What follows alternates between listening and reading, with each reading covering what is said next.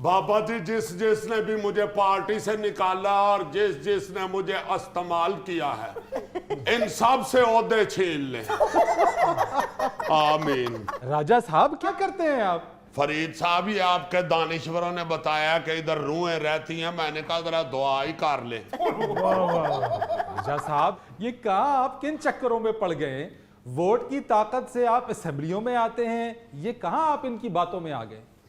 फरीद साहब, जब हर तरफ से कोई सुनता नहीं ना हक सच की आवाज, तो फिर मेरे जैसे शरीफ आदमी को पीरों फकीरों के दरवाजों पे जाना पड़ता है। राजा साहब, कौन आपकी बात नहीं सुन रहा है? नहीं, आपकी बड़ी मेहरबानी है कि आपने हक सच की आवाज बुलंद करने के लिए मुझे अपने प्रोग्राम में बुलाया है। फरीद साहब, आपसे तो और भी बहुत से चैनलों पे मुलाकात होती रही है, ये समझते होंगे कि शायद मेरी आपसे आज पहली मुलाकात है। ऐसी बात नहीं है, अल्लाह के फजल से राजा रियाज ने घाट घाट का एंकर पिया हुआ है।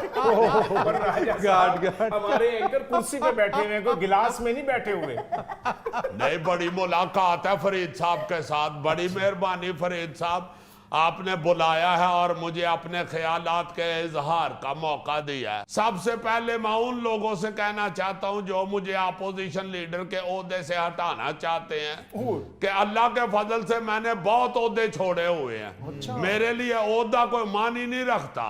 आप यकीन माने, मैं अपने महल्ले की अल फतह फुटबॉल क्लब का 6 साल प्रेसिडेंट रहा हूं।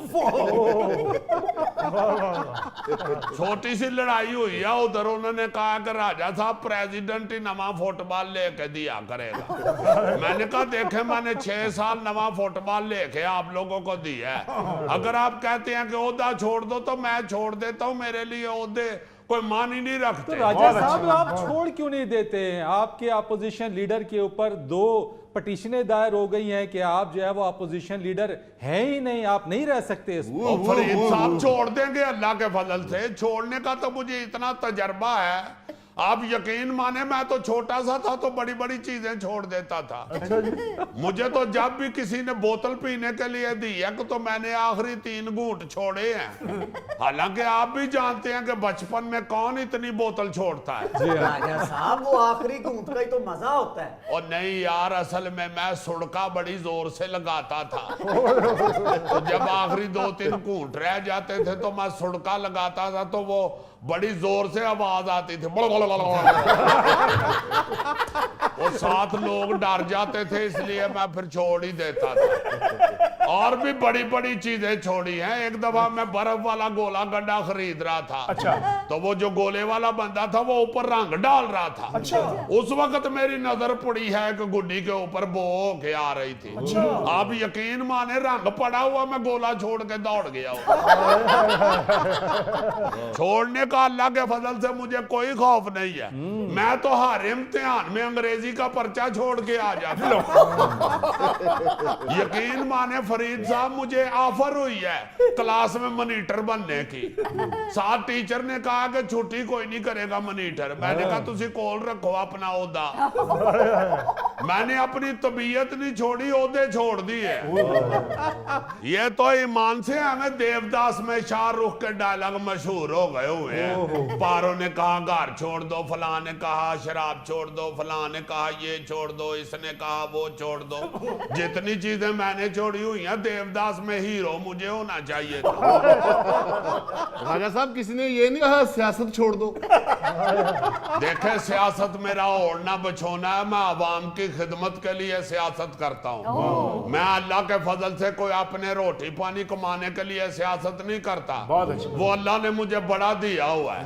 मैं तो लोगों की खिदमत के लिए सियासत करता हूँ फरीद साहब। नहीं नहीं, हमें पता है जिस तरीके से आप अपने छोड़ने की दास्तान बयान कर रहे हैं, आप बहुत बड़े छोड़ू हैं। और यार देखना, कोई इस तरह की चीज ना चलाना। राजा पहले बड़ा जज्बाती हुआ है। राजा साहब, क्या बात है? वैसे बड़ी जज्बाती तकरीर कर दी आपने असेंबली के अंदर। पछता तो नहीं रहे कहीं अपने फैसले पे? नहीं फरीद साहब, ऐसी कोई बात नहीं। जज्बात तो वैसे ही मेरी तकरीर में आते हैं। मुझे तो अपने हल्के में शहनशाह जज्बात भी कहते हैं। बिल्कुल, मैं जानता हूँ राजा साहब। फिल्म स्टार अलाउद्दीन के बाद मेरे अंदर ही तो जज्बात पाए जाते हैं। पछताने वाली कोई बात नहीं है, मैं वैसे ही इनको आईना दिखाना चाह रहा था।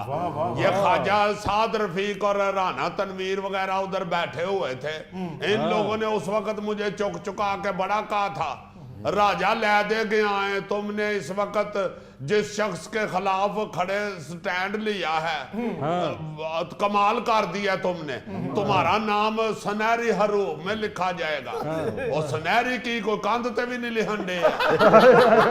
राजा साहब आपको झाड़ पे चढ़ा दिया था उन्होंने। तो और क्या फरीद साहब, उस वक्त इन लोगों ने मुझे इतना पंप किया कि मैं गैसी गुब्बारे की तरह छत पे जा लगा था। आप भी तो राजा साहब हवाओं में उड़ रहे थे उस वक्त। मुझे कोई पछतावा नहीं है फरीद साहब, मैंने हक और सच की आवाज बुलंद की है।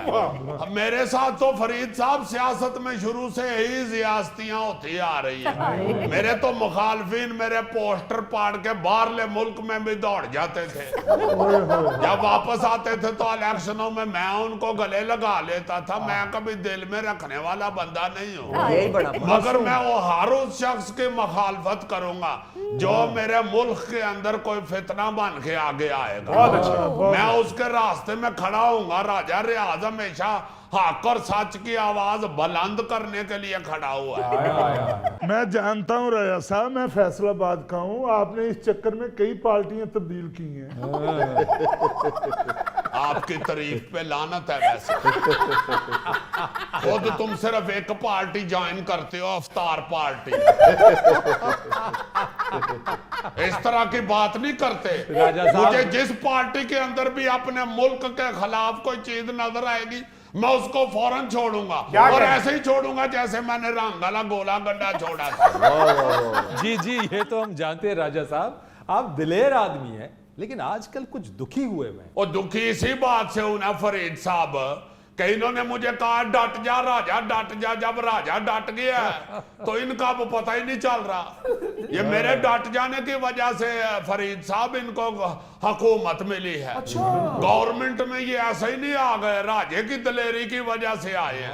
खुद अब देखें झंडे वाली गाड़ियों पे फिर रहे हैं और मुझे रक्शे वाला नहीं बैठा रहा।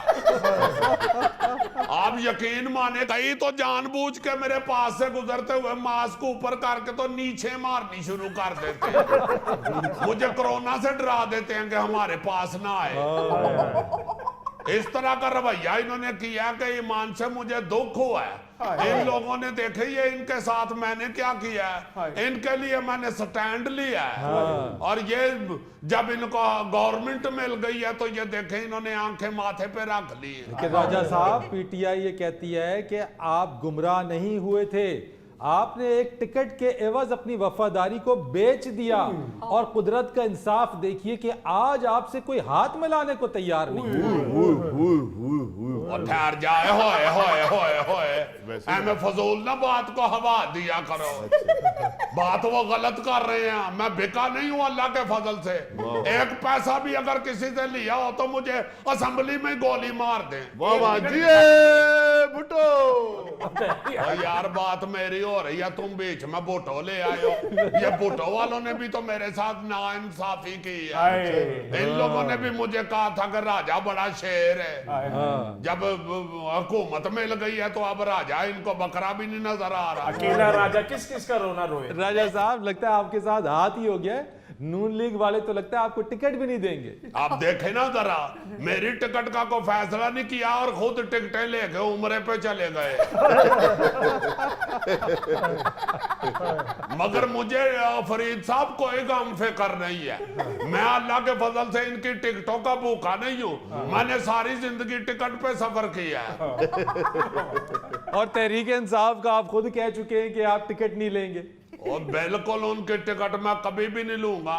वो बेशक मेरी मिन्नतें करे, तरले करे, मैं नहीं टिकट लूंगा। हाँ, ये जो नून लीग है, जहां तक इसका सवाल है, वो अगर मुझे कहेंगे तो मैं गौर करूंगा। गौर करने के बगैर मैं नहीं टिकट लेता। एक दफा मैं फरीद साहब बगैर गौर किए टिकट लेके बैठ गया। जाना मैंने इस्लामाबाद था और मैं कराची पड़ गया। उस वक्त ही मैंने फैसला कर लिया था कि जब भी टिकट लूंगा गौर करके लूंगा। तो राजा साहब, लगता है जहांगीर तरीन साहब के साथ मिलके किसी नई जमात की बुनियाद रखने पर गौर कर रहे हैं आजकल। मीटिंग तो हुई है हमारी, जाहिर है आपके पास अंदर की बात तो होती हुई है, मैं आपको कोई झूठ तो कह नहीं सकता। वैसे मीडिया पे भी आ ही गया है, आपको पता ही है। नई पार्टी की जो मेकिंग हो रही है वो जहांगीर तरीन साहब के झंडे तले ही होगी। जो भी वो कहेंगे, वो पहले भी हमारे दोस्त हैं, हम उनके साथ हैं, अब भी हम उनके साथ हैं। वो जैसे कहेंगे हम तो वैसे ही करेंगे। अब बस दुआ करें ये ना हो कि जहांगीर तरीन साहब भी ताकत पकड़ के मेरे साथ बदीद हो, क्योंकि जहांगीर तरीन साहब मेरे पास आखिरी चांस है, बाकी तो सारे बदीद हो ही चुके हैं और मुझे भी उनसे कोई उम्मीद नहीं और ना ही मेरी कोई ख्वाहिश है। तो राजा साहब, अगर ये आखिरी चांस है, जहांगीर तरीन साहब भी तो पार्टी बनाएंगे, वो किसी ना किसी के साथ तो मिलेंगे, या तो वो पीडीएम के साथ मिलेंगे या पाकिस्तान तहरीक इंसाफ के साथ मिलेंगे। आप तो दोनों से ही बिगाड़ चुके। वाकई मेरे को गलती हुई यार, है तो बड़ी सियानी गल इन्होंने की है यार। अल्लाह खैर करे बाबा जी, अल्लाह खैर करे। कोई एक पार्टी के दिल में रहम डाल दे। मुझसे गलती हो गई है, इंसान गलतियों का पुतला होता है।